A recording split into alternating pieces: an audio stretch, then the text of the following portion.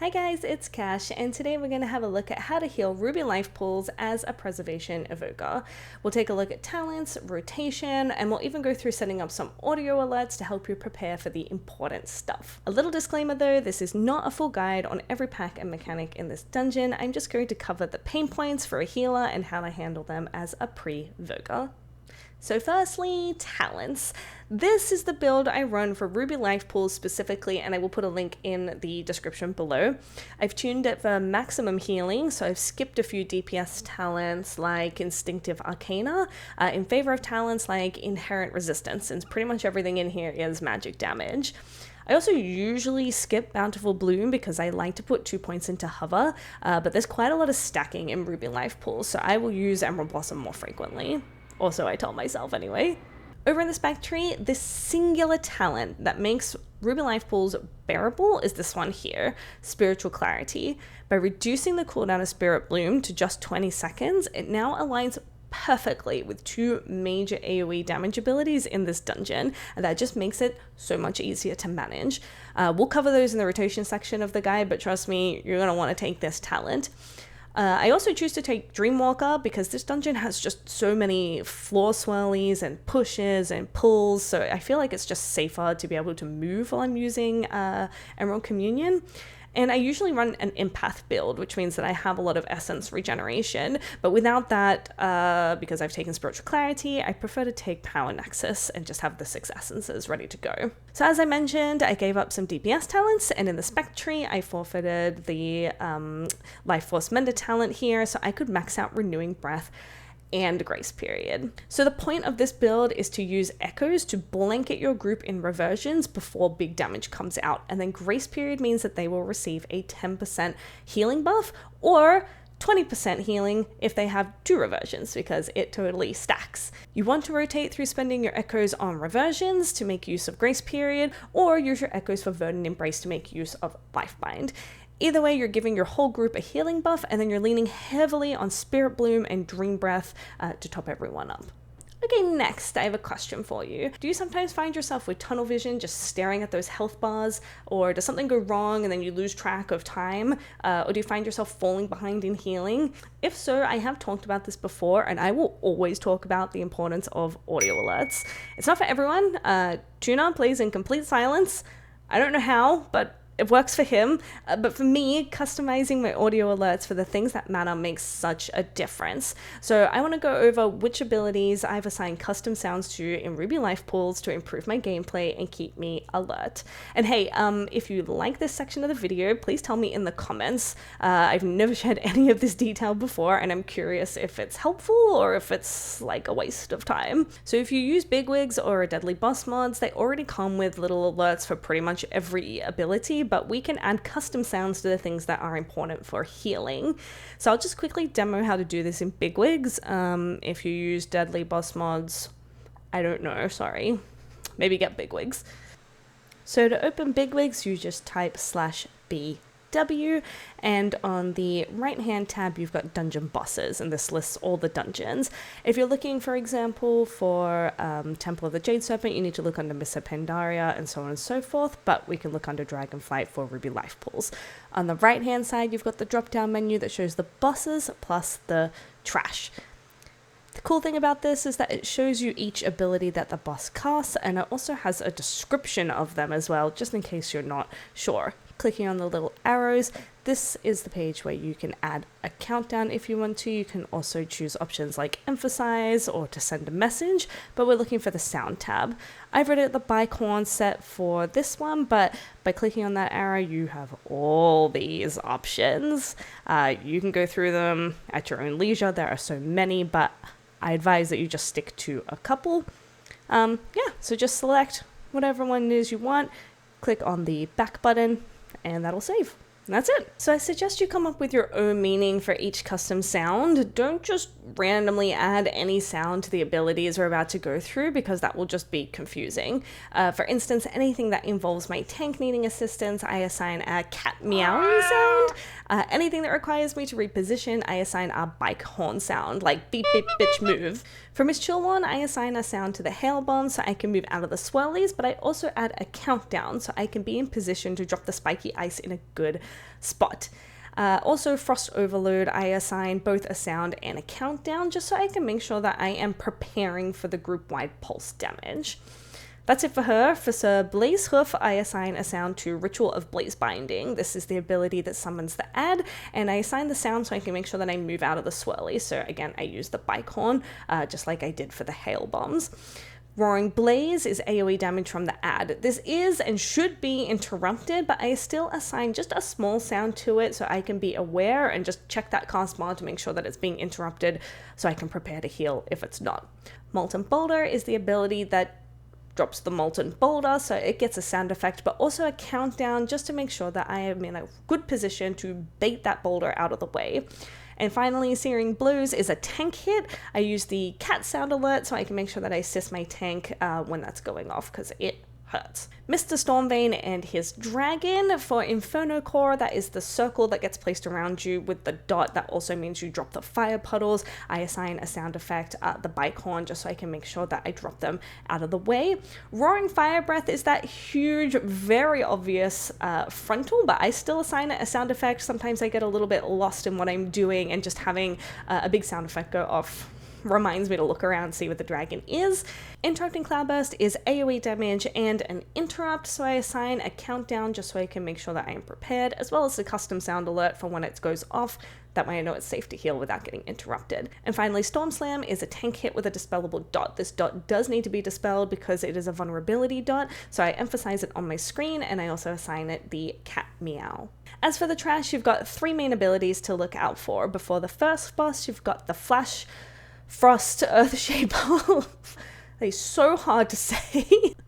Which does Tectonic Slam. This is AoE damage to your whole group. It can be stunned or displaced, but I still assign it a sound effect just in case. Before the second boss, you've got the Blazebound Destroyer. There are 4 of these around the ring, and they all cast Inferno, which cannot be stunned or displaced. It is AoE damage and a dot that it leaves behind. So for this one, I assign a countdown to it, because this is where Spirit Bloom will cover this every time. With Spiritual Clarity, meaning Spirit Bloom is on a 20-second cooldown, it aligns perfectly with the Blazebound Destroyer Inferno cast, and so you can just top everyone up easy peasy. Very, very easy mechanic with this talent. And before the third boss, you've got the Tempest Channeler, which channels Lightning Storm and is also not avoidable as far as I know. So for this, I have assigned a countdown, but I don't think it works. So you just need to keep an eye out for it and definitely assign a sound to it. So yeah, those are the custom sounds and countdowns that I have assigned to abilities in Ruby Life Pools. It's made my life easier. If you think it's something that's going to help you as well and you want to give it a go, feel free to screenshot that screen and let me know in the comments if you thought it was helpful, because I can do it for every dungeon if you want. So now that we have our talents in place and some sound alerts for the big abilities in this dungeon, let's talk about how to heal it. So essentially this build is all about keeping reversions on your party for the 10% healing buff and using Spirit Bloom basically off cooldown. But there's some abilities in here that you're going to save Spirit Bloom specifically for, and we'll cover those as we go through. So again, not going to go through every mob, every mechanic, every ability, just the little pain points in here, and I've got some footage to show you. I should mention as well that I have purposely chosen some footage where I was with a pug group. I didn't want to show footage of me with guildies and people where I'm in comms and we know exactly what's going on, because I know a lot of you out there don't necessarily have a full group of people to run with, and a lot of you out there are pugging, and I still do pug, so this footage is kind of scuffed and my gameplay isn't perfect, because that's what I want to show you. There are plenty of people out there that are going to show you their perfect runs with their team of people. Yeah, if that's what you want to see, that's not what I'm about to show you. But what I am going to show you is how this talent build, this rotation, and the sound effects that we've put in place to notify us and keep us alert do help. Because before I did this, I couldn't do anything higher than a 12, and now I can time some 15s quite nicely. And Ruby Life Pools is a real bitch. It's a punish. So yeah, let's go through how this build works and what your rotation should be. Okay, so let's take a look at this Ruby life pool. It's a fortified week, and this is one of my least favorite pools of the whole dungeon because you have a Juggernaut and 2 Earth Shapers in this pool. So you've got 2 tectonic slams going off.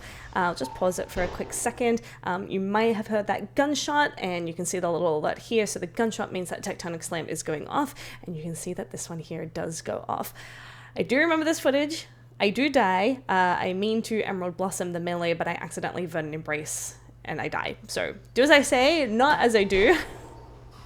There's the tectonic slam. Here's my untimely death. I am lagging as well. I'm playing with, like 105 MS. But these guys are fine. Another tectonic slam is coming out. The Demon Hunter does try to sigil it, as you can see here, but sigil doesn't work with tectonic slam. It has to be stunned or disrupted, so this one also goes off, and we're just going to top everyone up with a Spirit Bloom. Another tectonic slam. This one does get stunned. We're obviously just avoiding that huge excavating blast on the floor. I'm so grateful that the tank pulled everything back here, so we've got loads of room, especially with the shades as well. So I'm just going to skip forward a little bit here because this pack is not particularly interesting. It should be pretty easy to keep everyone alive. The game plan here is to just keep reversion hots up on everybody. You can use Echo to spread them around. Keep a Dream Breath dot up if you have to. So moving on to this pack, this one has an Earth Shaper in it, and the tank will most likely pull the Juggernaut. I mean, he does from memory, but most tanks pick up the Patrolling Juggernaut. The first tectonic slam does go off, and we're just going to top everybody up with a Spirit Bloom. You can see that I'm just spreading those reversions around, so that way the Spirit Bloom will hit for an extra 10%. I don't know if you saw, but I also put an Echo on the Shadow Priest, so that way he would get 2, because he was quite low. So he's got a reversion on him. I can go back and show you if you like. He's got a reversion on him, but before I cast the Spirit Bloom, I also throw an Echo on top of him just to make sure that he will get a double hit of the Spirit Bloom, because he's quite low. See here that the Demon Hunter has used his Sigil of Silence. That was to stop the Chill Weavers from casting, but it doesn't work on the Tectonic Slam. Also, he did it too early. The Tectonic Slam wasn't coming out yet. I'm actually going to use Tail Swipe here to stop this one. The less damage going out, the better. Unfortunately, that pack there does pull, and so now we're just in damage control mode. We just need to get through the rest of this while keeping an eye out for the Tectonic Slams. We want to keep our tank as healthy as possible. I do go ahead and pop a stasis here. Ideally, I want to put Verdant Embrace, Dream Breath, Spirit Bloom in, but I've already burned my Verdant Embrace, so I just go ahead, throw in a rank, 3 or 4 Dream Breath, and a Spirit Bloom, and this is just to help us get through this pack if needed. So I do hear the sound effect for the Tectonic Slam here, and I do go ahead and pre-cast Zephyr. It goes off. It doesn't hurt nearly as much, which is perfect. You can see that I'm using Azure Strike. I use it quite a lot in keys. It's great for if you've got echoes out and you don't want to cast Living Flames because you don't want to use that to heal. So Azure Strike's good for that. Azure Strike's also good for the shades because it definitely does slow them down, and it's instant cast. So I'm just going to go ahead and skip to Defier Dragar, if that is his name. It is his name, because he's pretty straightforward. Everything here is avoidable. All you really need to do is focus on keeping your tank healthy and putting out some DPS.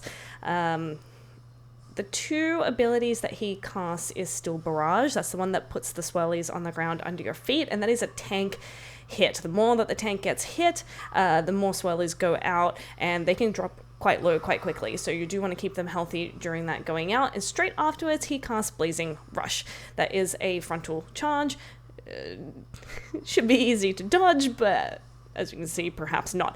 If you do find yourself dying a lot to the frontal charge, go ahead and assign yourself a sound effect to Blazing Rush, but it comes straight after Steel Barrage, so it's pretty easy to keep an eye on. So let's take a look at the first boss of Ruby Life Pools. The reason I switched over the footage, by the way, was because I had updated my sound effects. I had a lot of countdowns in that original video that overlapped, and it was actually really irritating. This one is much cleaner to listen to, so we'll go through it. The very first thing that I want to do, the very first sort of rotation that I try to do with this boss is to put echoes out on the whole group ready for the first hailstorm. So as soon as that comes out, I can put reversion on everybody, and then I'm going to build a stasis immediately, and we're just going to like pray that we don't get the first chill storm. So let's go through it. So echoes out on the whole group, and the hailstorm comes out. I reversion everybody, so now everyone's got a nice reversion hot. I go ahead and pop my stasis, Verdant Embrace to the lowest person, which in this case is the rogue, Dream Breath, and as I'm getting dragged, I'm just going to cast a Spirit Bloom for as long as I dare. If I'd held it for like one more second, I would have topped everyone up, but again, I'm not really worried. Everyone's got dots ticking away on them. We have loads of time before the next damage comes out. Like, you really don't need to stress about topping people up. There's a lot of downtime in between.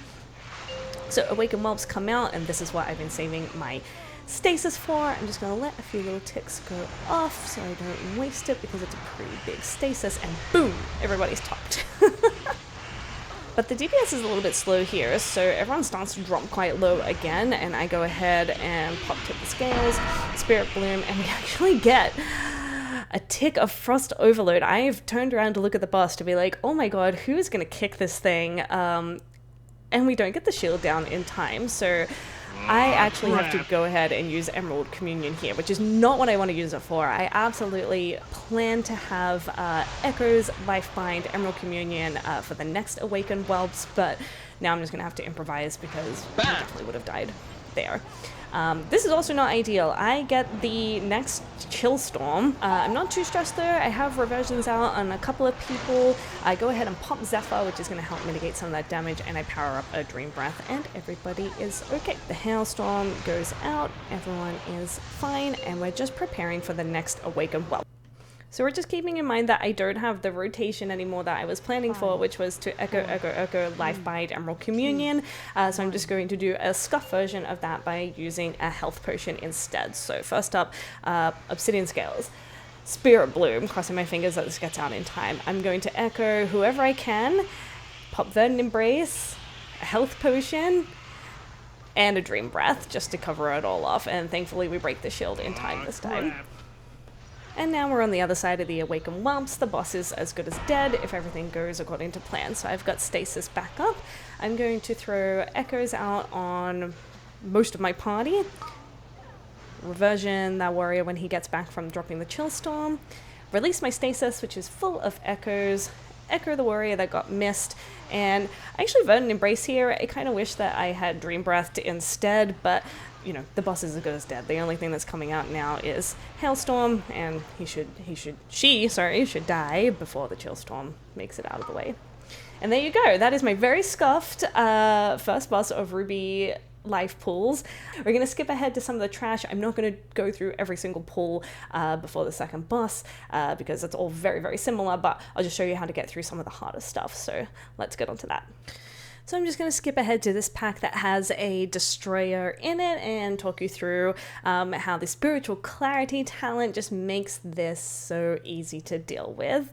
I don't think I meant to press Zephyr here. Maybe it was for myself. I don't know, because I get the circle. You can see here that I've placed it over the ads, and this one here is casting Flame Dance, which sucks. Really, really sucks if it goes off. And when I pop up into the air, it gets interrupted. Straight after this, you've got Inferno, which I hate because if you're the one with the Living Bomb, you can't really precast Spirit Bloom, although I've done a pretty good job of just landing and getting it done. And there we go. And now I'm just going to put out some reversions and hots on my team, keep everybody nice and topped because of that dot. For the priest, I'm going to go ahead and give him time dilation. He seems to be a little bit squishy. And Inferno coming up, and you can see Spirit Bloom is off cooldown. So straight away, I can use Spirit Bloom just to top everybody, and everyone already has hots on them. And so that's pretty much it. Using Spiritual Clarity means that your Spirit Blooms align perfectly with the Infernos, and it just makes it much, much easier. So now we'll go ahead and take a look at the second boss. So onto the second boss, and this boss should be easy because so much of the damage is avoidable, but it is a personal responsibility boss, so it often does go sideways. Roaring Blaze that is cast by the ad does party-wide damage, but it can be kicked, and watch me not kick it once. And the Molten Boulder can be baited to head backwards, meaning you have a clear path with no fire to stand in, and you're not in range of the explosion at the end. This is the really tricky part though. What we want to do is create and release a stasis when the ad is up and have rewind ready and just watch our position. So here we go. To start with, we're just going to echo the entire group, ready to put a reversion on them so that way grace period will give 10% more healing. And once the first ad comes up, I decide this is a good time to start building my stasis. So stasis, Verdant Embrace. I actually tip the scales here into a Spirit Bloom, just because I'm a little worried about everybody, and then Dream Breath once we're all safe. Thank God the boulder did not bait to me, because I was not in the right spot.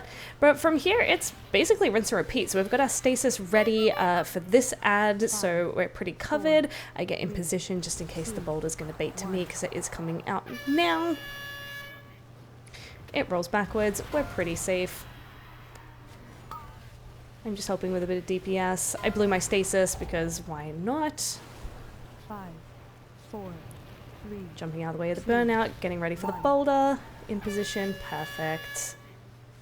And just waiting for that ad to come out.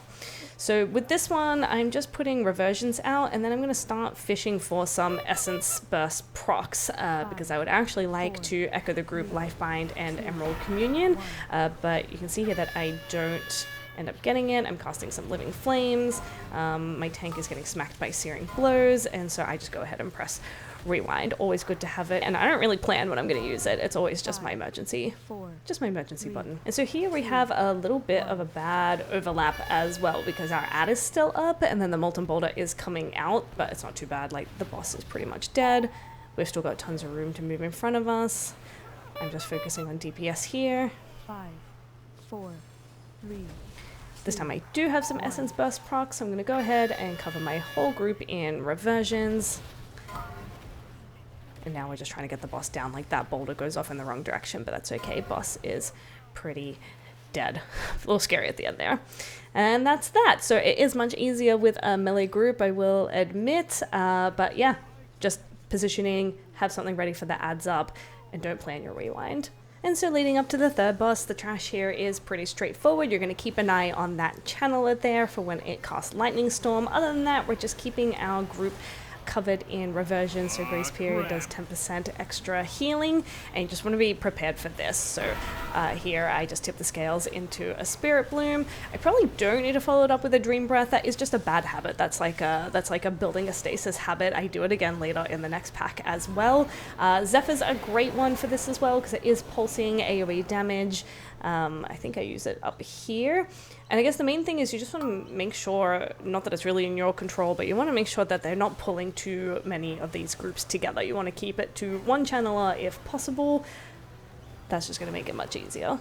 I'm going to go ahead and skip some trash here, but you can see that I already have a stasis prepared. It's a little bit of a scuffed one, but I've got it ready for the Lightning Storm cast.